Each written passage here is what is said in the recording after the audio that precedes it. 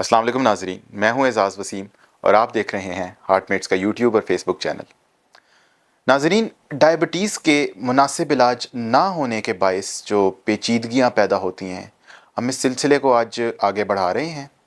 हम आज ये देखेंगे और डॉक्टर साहब से इस बारे में जानेंगे कि गुर्दे डायबिटीज़ में किस तरह से मुतासर होते हैं और इसके बचाव के लिए हम क्या क्या कर सकते हैं। अगर आपको हमारा ये कंटेंट पसंद आ रहा है तो चैनल को सब्सक्राइब करना ना भूलिएगा, वीडियो को लाइक और शेयर ज़रूर कीजिएगा ताकि ये पैगाम और लोगों तक भी पहुंच जाए। बेल आइकन ज़रूर प्रेस कीजिएगा ताकि आने वाली वीडियोस के बारे में आप बर वक्त बाखबर रहें। सबसे पहले तो ये वजाहत करें कि इंसानी जिस्म में गुर्दे क्या क्या काम करते हैं और ये किस तरह से करते हैं। गुर्दे बुनियादी तौर पे एक फ़िल्टर का काम करते हैं। इनका काम यह है कि ब्लड सर्कुलेट करते हुए इनके अंदर से गुज़रता है और उसके अंदर एक बहुत छोटे छोटे, जिसे आप कहते हैं कि छलनी या सीव्स लगे हैं जो उस ब्लड को फ़िल्टर करते हैं। तो इन छलनी का जो काम है वो नेफ्रॉन अंजाम देता है। नेफ्रॉन गुर्दे का एक जो सबसे छोटा कंपोनेंट है, जिसके अंदर खून एक साइड से आता है और दूसरी साइड से निकल जाता है और वहाँ उस प्रेशर से खून फ़िल्टर होता है और जिसमें से जो गैर ज़रूरी फासिद मादे हैं वो पेशाब में निकल जाते हैं और बाकी मादे उसी तरह से रिटेन हो जाते हैं। तो एक तो फंक्शन है और उसमें से जो सबसे अहम जो मादे निकालने में गुर्दा अपना फंक्शन करता है, उसमें ब्लड यूरिया है, क्रेटिनिन है और इसी तरह के कुछ और केमिकल्स हैं जो गैर ज़रूरी हैं, यो बहुत सी चीज़ों का एंड प्रोडक्ट है। तो एक तो फंक्शन ये है, लेकिन ये वाहिद फंक्शन नहीं है। गुर्दे खुद से ब्लड प्रेशर को रेगुलेट करते हैं क्योंकि उनको एक सिस्टम उनके अंदर लगा हुआ है कि जब उनको ब्लड प्रेशर कम होता है तो उसके जो नेफ्रॉन है उसके अंदर से ही एक सब्सटेंस निकलता है जिसको रेनिन कहते हैं और जो रेनिन है ये फिर ब्लड प्रेशर को बढ़ाता है और ये एक सिग्नल देता है कि गुर्दों को ब्लड प्रेशर कम होने की वजह से फ़िल्टर करने में मुश्किल आ रही है, तो वो ब्लड प्रेशर को बढ़ा देता है। तीसरा कंपोनेंट ये है कि गुर्दों का एक काम विटामिन डी को सिंथेसाइज करके एक्टिव करना है, तो ये भी काम गुर्दे अंजाम देते हैं। और इसके साथ साथ एक और जो फंक्शन इनका है कि आपका जो कैल्शियम का मेटाबॉलिज्म है उसकी रेगुलेशन में विटामिन डी के साथ ही मिलके ये कैल्शियम को निकालने और उसको दोबारा जज़ब करने और उसको जो हेमोस्टेसिस हम कहते हैं उसमें काम आते हैं। तो आम फहम अंदाज में तो गुर्दे का काम सिर्फ फ़िल्टर करके और खून की सफाई करना है, लेकिन उसके अंदर कुछ और हार्मोन, कुछ और चीज़ें जो ब्लड प्रेशर रेगुलेट करती हैं, जो विटामिन डी रेगुलेट करता है, जो कैल्शियम रेगुलेट करता है। तो इस तरह से गुर्दों की जो बीमारियां हैं उनके साथ ये सारी चीज़ें जुड़ी हुई हैं। इसी तरह से पानी का जो जिस्म से अखराज और अंदर वापस जज़ब करना है वो भी इसी से लिंक्ड है। तो गुर्दों की बीमारियां कुछ इस तरह की भी हो सकती हैं जिसके पानी कम निकलने की वजह से सोजन शुरू हो जाए। तो इस तरह का ये एक किस्म का गुर्दे का ये एक आम लफ्ज़ों में फंक्शन है। डॉक्टर साहब, डायबिटीज़ की वजह से गुर्दों की जो ख़राबी है उसकी इब्तदाई अलामात क्या हो सकती हैं? ज़ियाबितस में गुर्दों का समझ लें कि ख़राब होने का अमल ज़ियाबितस के शुरू होने के साथ ही शुरू हो जाता है। इसका पहला स्टेप तो यह है जिसको हम कहते हैं जी कि जब आपका ग्लूकोज पेशाब में ज़्यादा खारिज होता है तो उसके साथ ही वो पानी को भी साथ लेके जाता है, तो एक स्टेज आ जाती है जिसको हम कहते हैं हाइपर फिल्ट्रेशन कि स्टेज 1। तो आमतौर पे कहा जाता है कि जब आपको शुगर तशखीस हुई है तो गुर्दे आपके किसी न किसी फॉर्म में मुतासर होना शुरू हो चुके हैं और उसको हम कह सकते हैं कि ये बहुत इब्तदाई स्टेज और इसकी कोई अलामत भी नहीं होगी, कुछ भी नहीं होगा। ज़ाहिर सिर्फ जो शुगर की अमूमी अलामत है कि पेशाब ज़्यादा आना, प्यास ज़्यादा लगना, यही है। लेकिन जैसे जैसे ये अमल आगे बढ़ता है तो ये जो हाइपर फिल्ट्रेशन वाली स्टेज है इसके साथ साथ फिर नेफ्रॉन जो है, जो एक झिल्ली सी है जिसके अंदर कुछ प्रोटीन भी डिपॉजिट होना शुरू होता है कुछ है, और इसकी वजह से फिर जो पेशाब के अंदर पहले तो प्रोटीन का अखराज ज़्यादा होता है और फिर वो ग्लोमेरुलर डैमेज होने की वजह से ना सिर्फ प्रोटीन के अखराज पे फ़र्क पड़ता है बल्कि उसके साथ ही साथ आपके जो बाकी फासिद मादे हैं उनका निकलना भी कम हो जाता है। तो इब्तदाई अलामत हो सकता है कुछ भी ना हो। इब्तदाई अलामत में ये भी हो सकता है कि पेशाब में ज़्यादा आने की वजह से आपको बहुत ज़्यादा पेशाब आए, या कई स्टेज में बहुत जब एंड स्टेज आ जाए तो पेशाब आना कम भी हो सकता है। लेकिन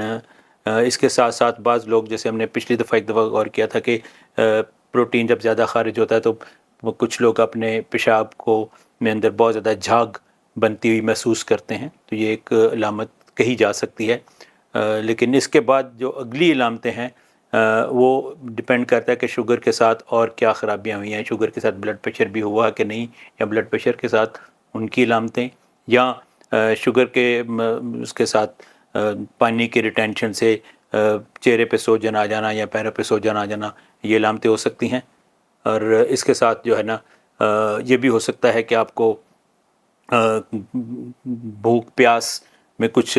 تبدیلی محسوس ہو، لیکن زیادہ تر علامتیں جس کو ہم کہتے ہیں کہ گردے کی خرابی کی، وہ اگلی سٹیجز میں جا کے، جہاں پہ گرینل فیلئر کی بات کرتے ہیں، تو اس وقت جا کے آتی ہیں، جس میں بھوک نہ لگنا یا خون کی کمی ہو جانا یا تھکاوٹ محسوس ہونا، یا ایسی علامتیں ہو سکتی ہیں۔ پروفیسر صاحب ہمیں یہ بتائیے گا کہ پیشاب میں پروٹین آنے کی کیا اہمیت ہے، اور کتنی مقدار میں یہ جو پروٹین ہے وہ پیشاب میں آئے تو وہ تشویشناک ہو سکتا ہے؟ پیشاب میں جو پروٹین ہے وہ آپ اس کو کہیں کہ دو حصوں میں دو طرح سے کہہ سکتے ہیں۔ ایک تو بہت چھوٹے مالیکول ہیں جن کو ہم البیومن کہتے ہیں، اور ایک ہیں ذرا سے بڑے مالیکول جو ذرا جن کو ہم پروٹین ہیں، تو دونوں ہی پروٹین لیکن مائکرو۔ اور تو اس کی اہمیت اس طرح سے ہے کہ کچھ پروٹین تو عام ہر انسان کے پیشاب میں تھوڑی بہت آتی ہے۔ یہ وہ پروٹین ہے کہ جو آپ کے نیفرون کے گلومیرولس کے نیچے جو ٹیبیول ہیں وہاں پہ لا محالہ کچھ توڑ پھوڑ ہوتی ہے، کچھ سیل ٹوٹتے ہیں، ان کے پروٹین ہیں، تو یہ وہ والے پروٹین ہیں جو پیشاب میں آتے ہیں، لیکن ان کی مقدار عام انسان میں 30 ملی گرام سے زیادہ نہیں ہوتی۔ 30 ملی گرام سے لے کے کوئی 150 ملی گرام تک کا پروٹین کا پیشاب میں آنا کوئی خاص اہمیت کا حامل نہیں ہے، لیکن جب یہ مقدار 300 ملی گرام سے بڑھ جائے 24 گھنٹے کے پیشاب میں، تو پھر ہم یہ کہتے ہیں کہ یہ اس کو ہم یوزلی مائکرو البیومن یوریا کہتے ہیں۔ 150 سے لے کے 300 تک والا جو ہے مائکرو البیومن یوریا، اور مائکرو البیومن یوریا یوں سمجھا جائے کہ یہ چھوٹی مقدار میں پروٹین کا اخراج، لیکن یہ ایک قسم کا حرف آغاز ہے کہ اب آپ کے گردے متاثر ہونا شروع ہو گئے ہیں، ان کا فلٹر خراب ہونا شروع ہو گیا ہے۔ اس کے بعد ان کی جو مختلف مراحل یا سٹیجز ہیں کہ 300 سے لے کے اگر تقریباً 1000 گرام ملی گرام پر ڈے تک ہے تو یہ معمولی مقدار ہے، یا اس کو ہم آپ کے سٹک سے اگر دیکھیں تو 1+ یا 2+ آئے گا، لیکن اگر یہ مقدار 3 گرام روزانہ سے زیادہ بڑھ جائے تو یہ ایک تشویشناک سٹیج ہے، جس کو ہم نیفروٹک سنڈروم بھی کہتے ہیں، جس کو ہم ایڈوانسڈ پروٹین یوریا بھی کہتے ہیں۔ تو آپ کا جو شوگر جب آپ یورین ٹیسٹ کرتے ہیں تو یورین ٹیسٹ کرنے میں اکثر سٹکس کے اوپر 1+، 2+، 3+، 4+ ایک انڈیکیٹرز بنے ہوتے ہیں، تو 1+ بالکل ٹریس ہے، لیکن اگر 3+ سے زیادہ یورین میں پروٹین آپ کے سٹکس پہ چیک کرنے پہ آ رہی ہے تو یہ اس کو کوانٹیفائی کرنا بہت اہم ہے، اور عام طور پہ جیسے ہم نے کہا کہ یہ مقدار 24 گھنٹے کے پیشاب میں چیک کی جاتی ہے، جو کہ ایک نسبتاً مشکل طریقہ ہے کہ آپ اپنا 24 گھنٹے پیشاب پہلے اکٹھا کریں، پھر اس کو لیبارٹری لے کے جائیں اور پھر وہ چیک ہو کے آئے۔ تو اس کا ایک سمپلر طریقہ ہے جس کا ہم آج کل کہتے ہیں البیومن پریٹینن ریشو یا البیومن کریٹینن ریشو، کہ اس اسپاٹ یورین کے سیمپل کے اندر جو ریشو ہے کہ کتنا البیومن آیا ہے اور کتنا کریٹینن آیا ہے، تو اس میں البیومن کریٹینن ریشو 30 سے تک اگر جیسے ہم نے کہا کہ نارمل ہے، لیکن اگر 30 ملی گرام پر گرام سے زیادہ پروٹین البیومن کریٹینن ریشو ہے،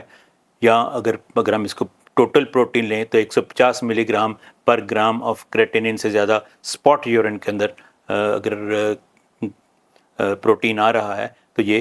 ایک قسم کا تشویشناک ہے، اس کے لیے کچھ مشورے کی ضرورت ہوگی۔ پروفیسر صاحب، اگر پیشاب میں پروٹین آنا ہی ڈائبٹیز کے اندر گردوں کی خرابی کا اصل آغاز ہے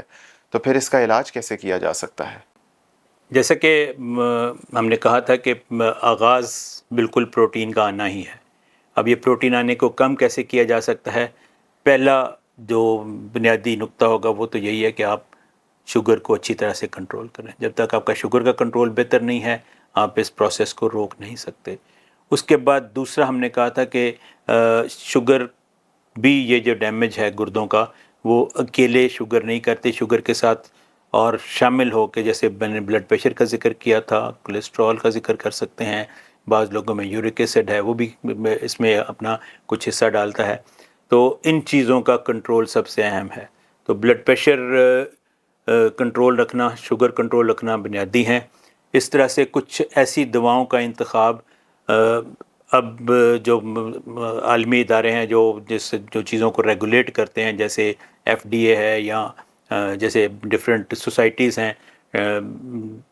IDF ہے، انٹرنیشنل ڈائبیٹک فیڈریشن، ایک قسم کا ایک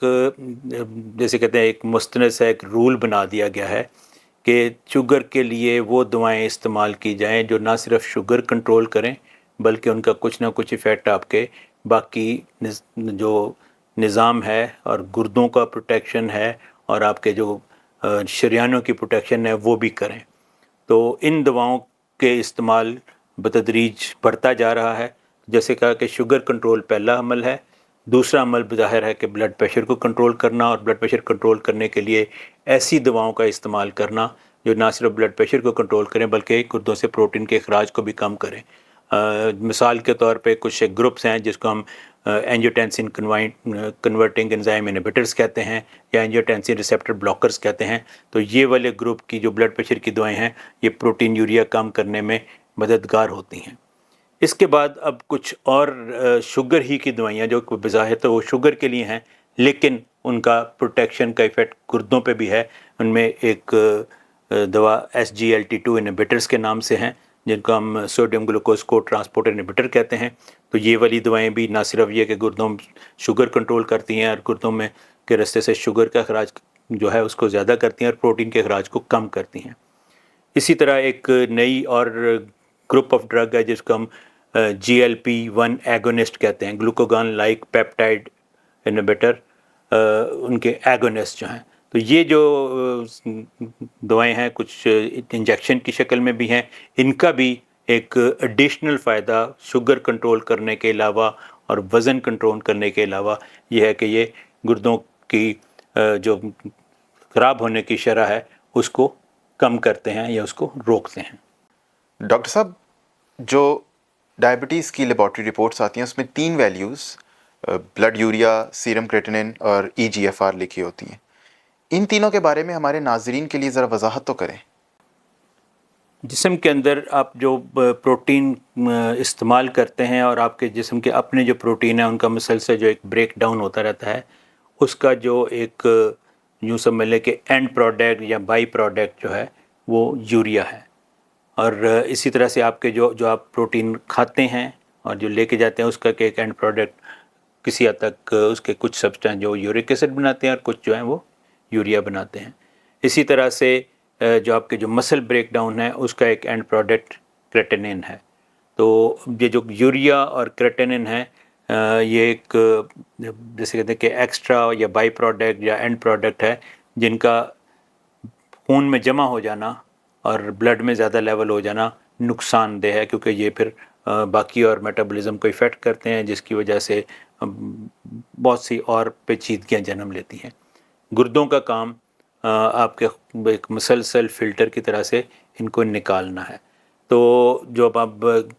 گردے ایک خاص حد سے زیادہ شروع کی سٹیج تو ہم نے کہا تھا کہ صرف پروٹین آنے کی ہے، لیکن اس سے اگلی جو سٹیج ہے اس میں جب یہ گردوں کا فلٹر خراب ہو جاتا ہے تو یہ یوریا کو نکال نہیں سکتا تو بلڈ میں یوریا لیول بڑھ جاتا ہے، کریٹن کو نکال نہیں سکتا تو کریٹن لیول بڑھ جاتا ہے. جو تیسرا آپ نے رپورٹ کا ذکر کیا EGFR، یہ بیسیکلی اس کو ہم ایسٹیمیٹڈ گلومیرولر فلٹریشن ریٹ کہتے ہیں.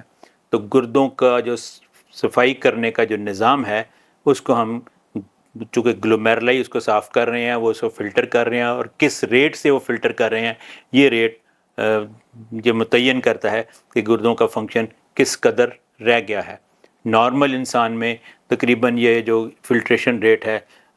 90 ml سے پر منٹ سے زیادہ ہوتا ہے،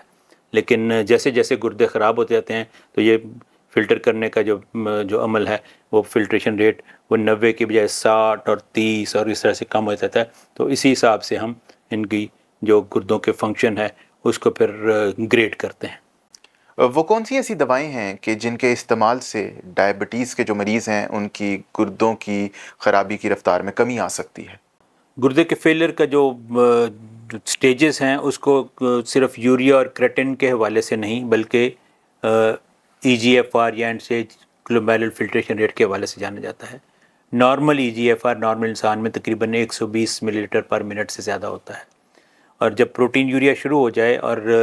جو ای جی ایف آر ہے آپ کا 90 سے تو زیادہ ہو تو لیکن ساتھ پروٹین یوریا یا اور علامتیں ہوں تو اس کو ہم سٹیج 1 کہیں گے.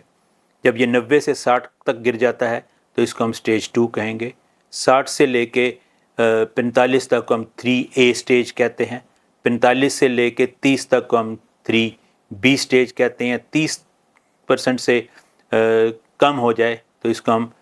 30 سے 15 تک ہم سٹیج 4, اور اگر آپ کا ای جی ایف آر جو ہے وہ 15% سے بھی کم ہو جائے یا 15 ml پر منٹ سے بھی کم ہو جائے تو یہ سٹیج 5 یا اس کو ہم اینڈ سٹیج رینل فیلئر کہتے ہیں. تو یہ تو ہو گئی سٹیجز. اب ان کے ساتھ مرحلہ وار جیسے میں نے پہلے کہا تھا کہ کچھ اور چیزیں کہ اس کے ساتھ گردوں کا ایک اور فنکشن جو ہے کہ وہ خون بنانے کے لیے ریتھروپوئٹین ایک مادہ ہے جو ریڈ سیل بناتا ہے. تو جب یہ اینڈ سٹیج رینل فیلئر پہ پہنچتے ہیں تو ریتھروپوئٹین کی کمی سے ان میں بہت زیادہ خون کی کمی یا انیمیا بھی ہونا شروع ہو جاتا ہے. پھر یوریا کے بڑھنے کی علامتوں میں سے بھوک نہ لگنا, پیاس نہ لگنا, سکن کا کلر بالکل چینج ہو جانا, پاؤں پہ سوجن ہو جانا, ہڈیوں میں جسموں میں کیلشیم کی وجہ سے دردیں رہنا, تو اینڈ سٹیج رینل سٹیج میں جا کے یہ والی علامتیں ساتھ شامل ہو جاتی ہیں. ڈاکٹر صاحب, ڈائبٹیز سے گردوں کے متاثر ہونے کے سلسلے میں کون سے معالج جو اس کے ماہر ہوں ان سے علاج کروانا چاہیے؟ شوگر کی وجہ سے جو گردوں میں خرابی ہو رہی ہے اس کا بنیادی علاج تو ہم نے کہا کہ آپ کے پرائمری کیئر فزیشین نے ہی کرنا ہے. اسی نے آپ کی شوگر کنٹرول کرنے میں آپ کی مدد کرنی ہے, اسی نے آپ کا بلڈ پریشر کنٹرول کرنے میں آپ کی مدد دینی ہے. اور جب تک آپ شوگر اور بلڈ پریشر کو کنٹرول رکھیں, اپنی خوراک اور باقی ساری چیزوں پہ دھیان دیں, تو آپ کا جو معالج ہے شوگر کے ساتھ گردوں کی خرابی کا وہ آپ کا primary care physician, family physician یا آپ کا انٹرنسٹ ہی ہو سکتا ہے. اس کے بعد جو گردوں کے خرابی کا مرحلہ شروع ہو جائے تو اس سٹیج میں بھی شروع کی سٹیجز میں جیسے ہم نے کہا سٹیج 1 2 3 تک چونکہ بہتری صرف blood pressure control, sugar control اور ان چیزوں سے ہی لائی جا سکتی ہے, تو یہ بھی فزیشین آپ کی مدد کر سکتا ہے. لیکن جب آپ بات آتی ہے سٹیج 4 یا 5 رینل فیلئر کی, تو یہ والا مرحلہ ہے جہاں پر آپ کو یا شوگر کے ساتھ ساتھ کچھ اور وجہ بھی گردوں کی خرابی کی ہو سکتی ہیں. لازمی نہیں ہے کہ صرف شوگر ہی آپ کی خرابی کرے, بہت سارے اور امیون سسٹم سے ریلیٹڈ ڈس آرڈرز ہیں, گلومیرولونیفرائٹس کی اور وجہ ہیں. تو یہ ساری انٹرسٹیشن نیفرائٹس ہے, بہت ساری اور بیماریاں ہیں جو ساتھ ساتھ چل رہی ہوتی ہیں. تو اس سلسلے میں آپ کے لیے گردوں کے جو ماہر ہیں نیفرالوجسٹ, جو کہ گردوں کے میڈیکل امراض کے ماہر ہیں, ان کی مدد لینا ہوگی. اس سے اگلا مرحلہ جب ہے جس میں اب ہم کہتے ہیں جی کہ کئی لوگوں میں گردوں کی خرابی میں مزید پیچیدگی کی وجہ آپ کے یورینری ٹریکٹ میں کسی جگہ پہ کوئی سٹون یا کوئی obstruction یا کوئی خرابی آ سکتی ہے, یا آپ اس مرحلے پہ پہنچ گئے ہیں کہ جہاں پہ آپ کو اب ڈائلسس کی ضرورت پیش آ رہی ہے یا آپ کو رینل ٹرانسپلانٹ کی ضرورت پیش آ رہی ہے. تو ڈائلسس کی ضرورت کے لیے آپ کو پھر نیفرولوجسٹ کے پاس جانا ہے. لیکن اگر آپ ٹرانسپلانٹ کی بات کر رہے ہیں, اگر آپ کا مردوں میں پروسٹیٹ بڑھ گیا اور وہ ساتھ گردے میں مزید خرابی کا سبب بن رہا ہے, یا اگر گردے میں کوئی پتھری ہو گئی ہے اور وہ اس کا علاج, تو اس علاج کے لیے آپ کو یورولوجسٹ کے پاس جانا ہے. یورولوجسٹ جو ہے وہ گردوں کے سرجنز ہوتے ہیں, نیفرولوجسٹ گردوں کے فزیشین ہوتے ہیں. تو 3 ماہرین کی آپ کو ضرورت پڑے گی, آپ کا ڈائبٹالوجسٹ یا انٹرنسٹ, نیفرولوجسٹ جو آپ کے گردوں کے جو میڈیکل امور ہیں اور بلڈ پریشر کی دوائیوں کو اوپر نیچے کرنا, یا اس کے ساتھ جیسے میں نے کہا تھا کہ خون کی کمی ہو رہی ہے, ریتھروپوئٹین دینا ہے کہ نہیں, کیلشیم کے ریگولیشن کے لیے کوئی پیراتھائرائڈ گلینڈ اوور ایکٹیو ہو جاتا ہے, اس کے لیے کوئی ہارمون دینے ہیں کہ نہیں, تو یہ آپ کو نیفرولوجسٹ کر کے دے گا. اور اس کے ساتھ جب آپ کو کسی سرجیکل انٹرونشن کی ضرورت ہے, وہ ہو سکتا ہے پروسٹیٹ کی سرجری ہو وہ سکتا ہے کوئی سٹون بن گیا ہے اس کو بلاک کو نکالنا ہے, یا گردے میں کوئی اور خرابی پیدا ہو گئی ہے, بار بار انفیکشن ہو رہی ہے, تو اس میں ہمیں آپ کو یورولوجسٹ کو دکھانا ہے. اور جیسے میں نے ابھی آخر میں انفیکشن کا ذکر کیا، گردوں کی خرابی میں جو عام طور پہ شوگر کی وجہ سے خرابی شروع ہوتی ہے، تو جیسے میں نے کہا تھا کہ بالکل جب شوگر شروع ہوئی تو گردوں کی خرابی کا عمل مرحلہ وار شروع ہو گیا، اور عام طور پہ جب پروٹین یوریا ہوتا ہے وہاں سے لے کے اینڈ سٹیج رینل تک آنے میں 7 سے 10 سال لگتے ہیں تمام تر کنٹرول کے باوجود۔ اگر ہم شوگر کنٹرول بھی رکھیں تو 7 سے 10 سالوں میں زیادہ تر مریض، ہاں، اس جو ڈکلائن کی جو ریشو ہے یا شرح ہے، اس کو شوگر کے اچھے کنٹرول کے، بلڈ پریشر کے اچھے کنٹرول سے، انفیکشن سے بچا کے آپ لمبا کر سکتے ہیں کہ وہ جو خرابی 7 سال میں ہونی ہے اس کو آہستہ آہستہ 10 یا 15 سال تک لے جائیں۔ تو سب سے جو ہمارا جو پیغام ہے سب کے لیے وہ یہ ہے کہ اپنے شوگر اچھی کنٹرول رکھیں، بلڈ پریشر کو کنٹرول رکھیں، انفیکشن نہ ہونے دیں۔ اگر کسی وقت آپ کے مرحلے پہ obstruction یا کوئی پروسٹیٹ یا ایسا ہے تو اس کے لیے فوراً اپنے معالج سے مشورہ کریں۔ تو اس طرح سے آپ گردوں کے جو اگلے مراحل ہیں کہ یہ خدا نخواستہ صفائی کی ڈائلسس کی ضرورت پیش آئے یا کوئی ٹرانسپلانٹ کی نوبت آ جائے، اس سے بچ سکتے ہیں۔ ناظرین، آج کی ویڈیو سے ہم نے یہ جانا کہ شوگر کے مناسب کنٹرول، بلڈ پریشر کے علاج اور پیشاب کے انفیکشن سے بچ کے ہم اپنے گردوں کے لیے مستقل عارضہ یا مستقل بیماری سے بچاؤ ممکن بنا سکتے ہیں تاکہ اینڈ سٹیج رینل فیلئر کی نوبت نہ آئے۔ علاوہ ازیں ہم ڈائلسس یا ٹرانسپلانٹ جیسی بہت مہنگی اور تکلیف دہ عمل سے بھی بچ سکتے ہیں، کیونکہ یہ علاج بہرحال آسان نہیں ہے۔ اگر آپ کو ہماری یہ ویڈیو پسند آئی تو چینل کو سبسکرائب کرنا، ویڈیو کو لائک اور شیئر کرنا مت بھولیے گا، اور سب سے ضروری بات، اپنا خیال رکھیے گا۔ بہت بہت شکریہ۔